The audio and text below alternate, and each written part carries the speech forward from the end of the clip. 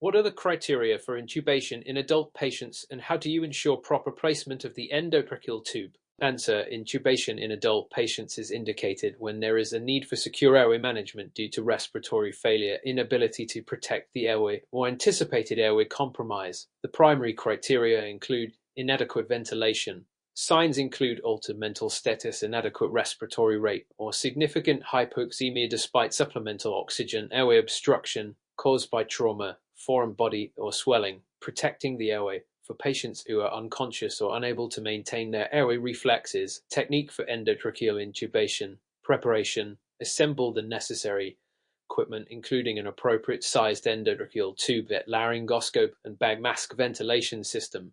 Visualization and insertion. Use the laryngoscope to visualize the vocal cords.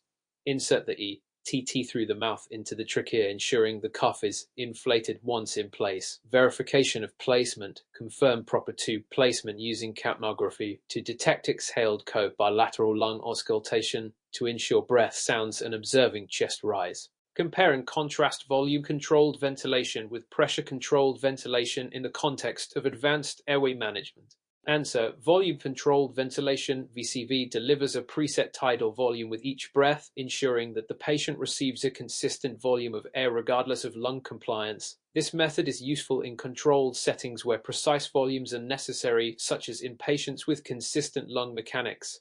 Pressure-controlled ventilation (PCV), on the other hand, allows air to flow until a preset pressure is reached. This approach is beneficial in patients with compromised lung mechanics, e.g., as it prevents overdistension of alveoli and avoids barotrauma. Key differences: ventilation strategy. VCV is based on volume delivered, while PCV focuses on pressure. Clinical use. VCV can lead to variable pressures if lung compliance changes, whereas PCV can help reduce risk in patients with significant lung pathology. Relevant guidelines. Clinical practice guidelines suggest that the choice between VCV and PCV should be guided by the patient's specific respiratory mechanics and clinical condition. Discuss the indications and contraindications for the use of supraglottic airway devices (SGA) in emergency situations. Answer: indications for SGA: unconscious patients, those unable to protect their airway and at risk for aspiration, poor jaw relaxation, patients where traditional bag mask ventilation is ineffective due to anatomical considerations. Rescue ventilation as an alternative when endotracheal intubation is not feasible or as a temporary measure while preparing for intubation. Contraindications for SGA: patient with intact airway reflexes. Patients who are conscious and can manage their airway should not have an SGA placed. Upper airway obstruction. In cases of trauma or anatomical abnormalities that prevent proper placement, severe esophageal disease, as the risk of esophageal injury is increased. Relevant guidelines. The AHA provides specific recommendations on the use of SG as in the ACLS protocols, emphasizing their role in advanced airway management. Mr. Smith is a 72-year-old patient with a history of COPD who has been brought to the emergency department after experiencing respiratory distress. What steps should the healthcare team take to assess and manage Mr. Smith's airway? Answer: in managing Mr. Smith's airway, the healthcare team should follow these steps. Initial assessment. Quickly evaluate the patient's level of consciousness, respiratory effort, and oxygen saturation levels. Provide supplemental oxygen. Administer high-flow oxygen via non-rebreather mask to improve oxygenation. Positioning. Place Mr. Smith in a comfortable position, ideally sitting upright, to facilitate breathing. Ventilation techniques. If the patient cannot maintain adequate ventilation, initiate bag mask ventilation while ensuring a proper seal and adequate tidal volume delivery. Consider advanced airway. If Mr. Smith's respiratory failure is profound, prepare for advanced airway intervention intubation by assembling the necessary equipment and considering the criteria for intubation based on his clinical status. Relevant guidelines. According to the AHA guidelines, managing patients with COPD should focus on optimizing ventilation and oxygenation using techniques appropriate for the patient's condition. Explain the importance of closed-loop communication in resuscitation efforts and how it can impact patient outcomes. Answer: closed-loop communication is crucial in high-stakes environments like resuscitation efforts. It ensures that messages are not only sent but also received and acknowledged, reducing the risk of misunderstandings during critical procedures. Key aspects: clarity of instructions. Team members must clearly convey commands and confirm understanding, which is vital in stressful scenarios. Feedback mechanisms encourages team members to provide feedback about the effectiveness of interventions, fostering a culture of continuous improvement. Role assignment ensures that each team member knows their responsibilities, reducing confusion and enhancing coordination. Impact on patient outcomes. Effective communication leads to quicker responses, reduces the likelihood of errors, and improves team dynamics, all contributing to better patient outcomes in resuscitation scenarios. What are the indications for advanced airway intervention in pediatric patients, and how do they differ from adult patients? Answer: indications for advanced airway intervention in pediatric patients include severe respiratory distress, similar to adults, but pediatrics often exhibit different signs such as retractions or grunting, inability to maintain airway, in cases of severe trauma or congenital anomalies, prolonged respiratory failure, especially in cases of croup or asthma exacerbations. Differences from adults. Anatomical considerations. Pediatric airways are smaller and more pliable, requiring smaller equipment and modified techniques. Respiratory rates. Pediatric patients generally have higher baseline respiratory rates, necessitating careful monitoring of ventilation adequacy. Relevant guidelines. AHA guidelines specify tailored approaches to airway management based on the pediatric population's unique physiological characteristics. Discuss the role of debriefing after resuscitation events and its impact on team performance. Answer: debriefing is a structured discussion following a resuscitation event that focuses on what occurred, what went well, and what can be improved. Importance of debriefing. Performance evaluation identifies both successful interventions and areas for improvement, promoting a culture of learning. Emotional processing allows team members to discuss their feelings about the event, which can mitigate stress and burnout. Continuous improvement collects data on team performance, leading to improved practices and guidelines. Impact on team performance. Regular debriefing fosters an environment of open communication, trust, and continuous improvement, ultimately leading to better team dynamics and patient outcomes in future resuscitation efforts. Relevant guidelines. The AHA supports the practice of debriefing as part of quality improvement initiatives in resuscitation protocols. Explain the equipment preparation and selection for endotracheal intubation and why these steps are critical. Answer: equipment preparation and selection involves the following key components. Endotracheal tube. Choose the appropriate size, generally 7.08 millimeters for adults based on the patient's anatomy. Laryngoscope. Select a straight or curved blade depending on the provider's familiarity and the clinical scenario. Suction device. Prepare for potential secretions or vomit to clear the airway as needed. Backmask device. Ensure availability for ventilation during the intubation attempt. Critical steps. Readiness. Having all equipment at hand reduces the time to intubation, improving patient safety. Correct selection. Using the right size TT and laryngoscope blade is essential for successful placement and minimizing complications. Relevant guidelines. The AHA recommends thorough preparation and selection processes as part of airway management protocols to ensure effective and safe intubation. Describe the team leader's responsibilities during a resuscitation event and the importance of leadership in such high-pressure situations. Answer: the team leader's responsibilities include decision-making. The leader must quickly assess the situation and make critical decisions regarding interventions. Delegation. Assign specific tasks to team members based on their skills and roles. Communication. Provide clear instructions and ensure that all team members are aware of the plan and their responsibilities. Importance of leadership. Effective leadership is essential in high-pressure situations as it promotes coordination, ensures that all team members are working together efficiently, reduces confusion. A clear leader helps minimize chaos and maintains focus during resuscitation, enhances morale. Strong leadership can motivate team members, fostering a collaborative environment. Relevant guidelines. The AHA outlines leadership roles as critical components of effective resuscitation teams, emphasizing the need for trained leaders in emergency situations. During a code blue situation in the hospital, the team notices that the patient's heart rhythm is asystole. What immediate steps should the team take, and what is the rationale behind these interventions? Answer: in the event of a systole during a code blue, the team should take the following immediate steps. Confirm a systole. Ensure that the rhythm is confirmed in at least 2 leads for accurate assessment. Call for help. Ensure that additional team members are alerted for support and advanced interventions. Initiate high-quality CPR.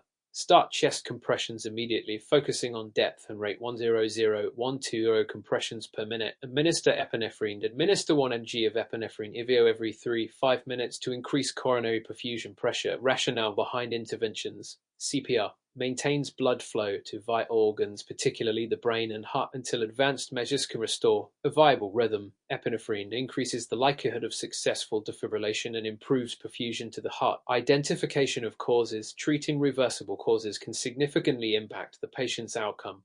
What are the primary indications for administering epinephrine during a cardiac arrest scenario, and what are the recommended dosage guidelines? Discuss the physiological rationale behind its use. Answer: epinephrine is primarily indicated in two critical scenarios during a cardiac arrest: asystole or pulseless electrical activity, P, anaphylaxis, severe allergic reactions. Dosage guidelines. For adult cardiac arrest, 1 mg administered IV every 3-5 minutes during resuscitation. For anaphylaxis, administer as needed, typically in doses of 0.3-0.5 mg cutaneously or intramuscularly. Physiological rationale. Epinephrine acts as a potent vasoconstrictor through its action on alpha-adrenergic receptors, which increases systemic vascular resistance and subsequently perfusion pressure during CPR. This is crucial for restoring effective circulation. Additionally, it stimulates beta-adrenergic receptors, leading to increased myocardial contractility and heart rate, enhancing the chances of return of spontaneous circulation. ROSC. Explain the mechanism of action of amiodarone in the management of ventricular fibrillation, VF, and ventricular tachycardia, VT. Include details on its dosage in emergency scenarios. Answer: amiodarone is classified as a class II antiarrhythmic agent. Its mechanism of action involves prolonging the action potential duration. It affects sodium, potassium, and calcium channels, prolonging the refractory period of the myocardium.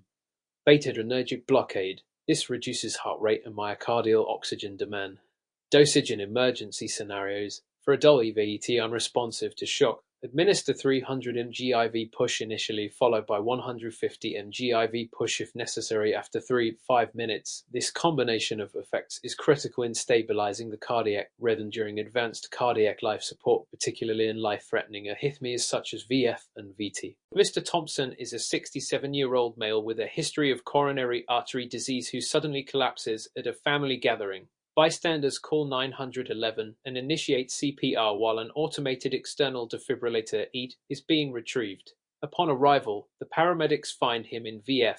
Describe the immediate actions the paramedics should take, including drug administration and the rationale behind each step. Answer: upon arriving at the scene, the paramedics should follow these immediate steps. Defibrillation. As VF is identified, the first priority is to deliver a shock using the AED if available. The recommended first shock is 200 joules if using a biphasic device or 360 joules if monophasic to convert VF to a perfusing rhythm. CPR. After defibrillation, resume CPR immediately for 2 minutes or 5 cycles of 30 compressions and 2 breaths to ensure adequate perfusion and oxygen delivery to vital organs. Administer epinephrine. After 2 minutes of CPR, administer 1 mg of epinephrine IV to increase coronary perfusion pressure. Consider amiodarone. If VF persists after the second shock and following 2 cycles of CPR, administer 300 mg of amiodarone IV push. Rationale: defibrillation is essential for restoring normal cardiac rhythm in VF. CPR maintains blood flow to the brain and heart. Epinephrine improves the likelihood of achieving ROSC by enhancing perfusion pressure. Amiodarone is indicated to stabilize cardiac rhythm after defibrillation attempts fail. Compare and contrast the intravenous Roman and intraosseous EO routes for drug administration during ACLS. Discuss the clinical scenarios that might dictate the choice of one route over the other. Answer: intravenous Roman administration. Advantages: faster absorption into the bloodstream, preferred in stable patients for most ACLS medications. Disadvantages: requires venous access, which may be challenging in some emergency situations. Intraosseous EO administration. Advantages: rapid absorption similar to IV administration, preferred in situations where IV access is difficult or impossible, e.g. severe trauma, obesity. Disadvantages: requires specific training for placement and carries a risk of complications such as infection or fracture. Clinical scenarios: use IV administration in stable patients with clear venous access. Opt for IO in situations like cardiac arrest or trauma where immediate access is needed but IV placement is challenging. Identify the key considerations for ACLS management in special populations such as pregnant patients and patients with known comorbidities. What modifications might be necessary for effective resuscitation? Answer: key considerations for ACLS management in special populations include pregnant patients, uterine displacement, perform left lateral tilt to relieve pressure on the inferior vena cava, considerations for fetal monitoring, assess fetal heart tones post-resuscitation, patients with comorbidities, adjusting medications, consider comorbidities such as renal failure or liver dysfunction, which can alter drug pharmacokinetics, tailored resuscitation strategies, individuals with specific conditions, e.g. heart failure, previous myocardial infarction may require tailored approaches to avoid further complications. Modifications: ensure proper positioning and adjust drug dosages according to the patient's specific health status and needs, including potential drug interactions. Discuss the role of atropine in ACLS. Under what specific circumstances is it indicated, and what is the maximum dose that can be administered? Provide a clinical rationale for its use. Answer: atropine is a key drug used in ACLS, primarily indicated for treating symptomatic bradycardia. When a patient's heart rate is critically slow, 60 bpm, and causing symptoms such as hypotension, altered mental status, shock, or ischemic chest discomfort, atropine is an anticholinergic agent, meaning it works by blocking the effects of the parasympathetic nervous system, specifically the vagus nerve, which slows heart rate by increasing vagal tone. By inhibiting acetylcholine's effect on muscarinic receptors, atropine effectively increases the heart rate, restoring hemodynamic stability. Dosage and administration. The recommended dose for symptomatic bradycardia is 0.5 mg IV push, repeated every 3-5 minutes as needed, up to a maximum dose of 3 mg. If bradycardia persists, alternative treatments such as transcutaneous pacing or infusion of dopamine or epinephrine may be necessary. Clinical considerations. Atropine is less effective for bradycardia caused by high-degree AV block, e.g. Mobitz type II or complete heart block, as these conditions arise from issues in the electrical conduction system that atropine does not affect. Additionally, it may be ineffective in heart transplant patients due to denervation. In cases where atropine is ineffective or contraindicated, pacing or catecholamine infusions should be prioritized. Explain the clinical situations in which sodium bicarbonate is used during ACLS. Discuss the physiological changes that occur when administering this medication and its associated risks. Answer: sodium bicarbonate is used selectively in ACLS, primarily for treating metabolic acidosis, hyperkalemia, or prolonged cardiac arrest where acidosis develops due to anaerobic metabolism. In cases of metabolic acidosis, the body accumulates excess hydrogen ions, lowering pH and impairing cardiovascular function. Sodium bicarbonate acts as a buffer, neutralizing hydrogen ions and increasing blood pH. This can help restore normal cellular function, improving the contractility and responsiveness of the myocardium during resuscitation efforts. Administration. In ACLS, sodium bicarbonate is typically administered as a bolus of 1 mg IV, followed by repeated doses as needed based on arterial blood gas ABAB results or continuous monitoring of pH levels. Clinical considerations and risks. Though beneficial in specific scenarios, the routine use of sodium bicarbonate in cardiac arrest is discouraged due to potential complications. These include the development of metabolic alkalosis, which can worsen oxygen delivery by shifting the oxygen-hemoglobin dissociation curve. Additionally, sodium bicarbonate can produce hyponatremia, fluid overload, and excess carbon dioxide, which can accumulate intracellularly and exacerbate acidosis at the cellular level. What is the mechanism of action of lidocaine in treating ventricular arrhythmias? Describe the circumstances in which it is preferred over amiodarone and provide dosage guidelines. Answer: lidocaine is a class 1 antiarrhythmic agent commonly used in ACLS for managing ventricular arrhythmias, particularly ventricular tachycardia (VT) and ventricular fibrillation (VF) that are unresponsive to defibrillation or other first-line treatments like amiodarone. Lidocaine works by blocking sodium channels in cardiac cells, which stabilizes the cell membrane and decreases the automaticity of the ventricles, thereby preventing premature or aberrant electrical impulses from propagating through the myocardium. Mechanism of action. Lidocaine primarily affects the phase 0 of the action potential, slowing down the depolarization of the cardiac cells by reducing sodium influx. Dosage guidelines. The recommended IV bolus dose for adults is 1.5 mg. If necessary, additional doses of 0.5, 0.75 mg can be administered every 5 minutes up to a total of 3 g. Clinical preference. Lidocaine is often preferred over amiodarone in patients who have contraindications to the latter, such as severe hypotension or in cases where long-term side effects of amiodarone, pulmonary toxicity, are a concern. However, amiodarone is generally considered more effective in ACLS for refractory. Explain the importance of algorithms in ACLS.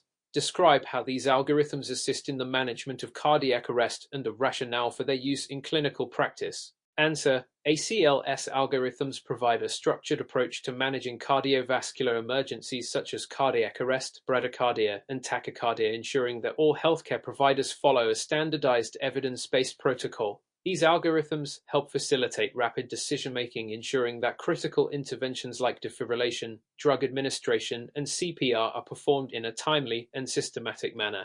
Importance of algorithms. Guidance for clinical actions. In high-stress situations, algorithms outline a step-by-step process for diagnosis and treatment, reducing confusion and helping responders prioritize life-saving interventions. Consistency in treatment. Algorithms promote consistency in care by ensuring that all providers follow established protocols, improving patient outcomes. For instance, the cardiac arrest algorithm outlines the order of defibrillation, CPR, and drug administration, e.g., epinephrine or amiodarone, based on patient response. Enhancing team communication. During resuscitation, algorithms enhance teamwork and communication among healthcare providers as each team member knows their role and the sequence of interventions. Rationale for use. Algorithms are designed based on the latest scientific research and clinical trials, ensuring that interventions are evidence-based and maximize the chances of return of spontaneous circulation, ROSC, and survival. Regular updates by organizations like the American Heart Association, AHA, ensure that protocols reflect the most current best practices in cardiac resuscitation.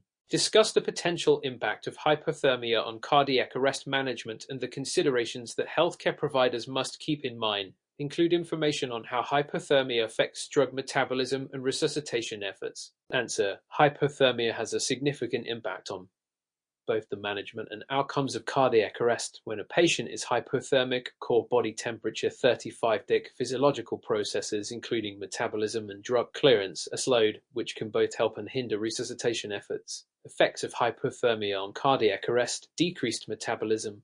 Hypothermia reduces the body's metabolic rate, which may be neuroprotective during cardiac arrest by reducing oxygen demand and slowing the rate of ischemic damage to the brain. This is the rationale behind therapeutic hypothermia, where controlled cooling of post-cardiac arrest patients to 3.2-3.6 dic can improve neurological outcomes. Slowed drug metabolism.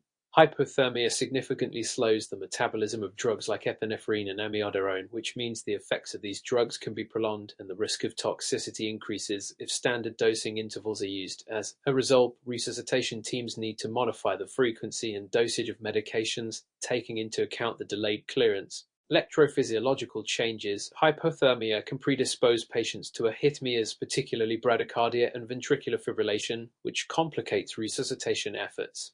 Defibrillation may also be less effective in cold tissues. Management considerations. In hypothermic patients, active rewarming is critical while continuing standard ACLS interventions like CPR and defibrillation.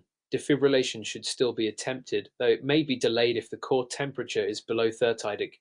Medications should be given cautiously, and providers must be aware that hypothermic patients can survive prolonged arrest with good neurological outcomes if managed correctly, thanks to the protective effects of low body temperature on the brain and other organs. What are the key differences in compression depth and rate for adult, child, and infant CPR, and why is this differentiation critical in providing effective resuscitation? Answer: in CPR, the compression depth and rate are crucial for generating adequate blood flow to vital organs. The recommended guidelines are as follows. Adult compressions should be 2 inches deep at a rate of 1.0.012 compressions per minute. Child compressions should be 1.5 inches deep at the same rate of 1.0.012 compressions per minute. Infant. Similar to children, compressions should also be 1.5 inches deep and at the same rate. The differentiation in compression depth and rate is critical because adults have larger thoracic cavities, requiring more depth to achieve adequate perfusion. Children and infants have smaller thoracic cavities, therefore shallower compressions are necessary to prevent injury while still ensuring effective blood flow. This approach follows the American Heart Association (AHA) guidelines, which emphasize the need for age-appropriate techniques to optimize outcomes during cardiac arrest scenarios. In the context of airway management, explain the significance of the head tilt-chin lift maneuver and the jaw thrust maneuver. Under what circumstances should each be used? Answer: the head tilt-chin lift maneuver is crucial in opening the airway for patients who are suspected to be unconscious but have no spinal injury. This technique involves tilting the head back slightly while lifting the chin forward to prevent the tongue from blocking the airway. On the other hand, the jaw thrust maneuver is indicated when there is a suspicion of cervical spine injury. This maneuver requires the rescuer to position their fingers behind the angle of the jaw and thrust the jaw forward without tilting the head backward, thereby minimizing movement of the cervical spine. Both maneuvers are essential skills in basic life support (BLS) and advanced cardiovascular life support (ACLS) protocols. Using the appropriate technique can significantly improve the likelihood of maintaining an open airway and enhancing ventilation during resuscitation efforts. Mr. Thompson is a 55-year-old man who suddenly collapses while attending a family gathering. Upon assessment, you find that he is unresponsive and not breathing. As a trained responder, what steps should you take to provide effective CPR and use an AED? Answer: upon finding Mr. Thompson unresponsive and not breathing, follow these steps. Call for help, activate the emergency response system, or have someone call 911. Check for breathing. Look for normal breathing for no more than 10 seconds. If he is not breathing or only gasping, proceed. Begin CPR. Position Mr. Thompson on his back on a firm surface. Perform high-quality chest compressions at a rate of 1 euro compressions per minute to a depth of 2 inches, allowing full chest recoil between compressions. And after 30 compressions, give 2 rescue breaths using the head tilt chin lift technique, ensuring the chest rises visibly. Use an AED as soon as an AED becomes available. Turn it on and follow the voice prompts. Expose Mr. Thompson's chest and attach the pads according to the diagram on the AED. One pad on the upper right chest and the other on the lower left side. Ensure no one is touching Mr. Thompson while the AED analyzes the heart rhythm. If a shock is advised, ensure everyone is clear and press the shock button. What are the indications for using an automated external defibrillator (ED) and what special considerations should be taken into account when using one? Answer: indications for using an AED include the victim is unresponsive and not breathing normally, i.e., no signs of circulation. The AED is indicated for patients with suspected cardiac arrest, typically presenting with a ventricular fibrillation (VF) or pulseless ventricular tachycardia (VT). Special considerations include pad placement. Ensure proper placement of pads based on the victim's age. Adult pads for adults and child pads for children, infants. Environment. Use caution in wet environments as water can conduct electricity. Ensure the victim is on a dry surface and avoid contact with the victim during defibrillation. Pacing devices. If the patient has an implanted device, e.g. pacemaker, place pads at least 1 inch away from the device to avoid interference with its function. Adhering to these guidelines ensures the safe and effective use of an AED in resuscitation efforts. Describe the Heimlich maneuver for both adults and children. How does it differ for infants? Provide details on the mechanics involved in each technique. Answer: the Heimlich maneuver is performed to relieve choking in conscious adults and children. The steps for each demographic are as follows. For adults and children, stand behind the victim, place your arms around their waist, make a fist with one hand and place the thumb side against the middle of the victim's abdomen, just above the navel. Grasp the fist with the other hand and perform quick inward and upward thrusts until the object is expelled or the victim becomes unresponsive. For infants, the technique differs as follows. Hold the infant face down on your forearm, supporting the head and neck. Deliver 5 back blows between the shoulder blades using the heel of your hand. If the obstruction is not cleared, turn the infant face up and use 2 fingers to give 5 chest thrusts in the center of the chest, just below the nipple line.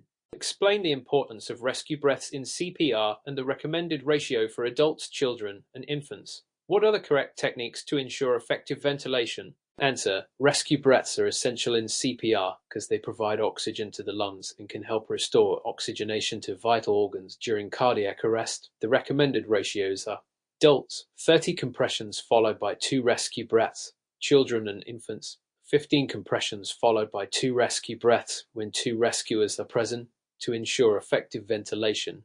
Open the airway. Use the head tilt chin lift method to ensure the airway is clear. Seal the mask. If using a barrier device, ensure a tight seal over the mouth and nose. Deliver breath. Administer breath over 1 second, ensuring the chest rises visibly.